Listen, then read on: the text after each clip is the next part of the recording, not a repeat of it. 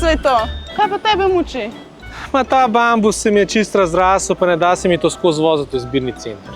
Ja, to pa verjamem, ja. Invazivke so res zoprne, se jih je težko popolnoma znebiti. Pa problem je, ker potem še iz vrta pobegnejo v naravo, pa odvzemajo prostor rastlinam in živalim, ki so pa domorodne.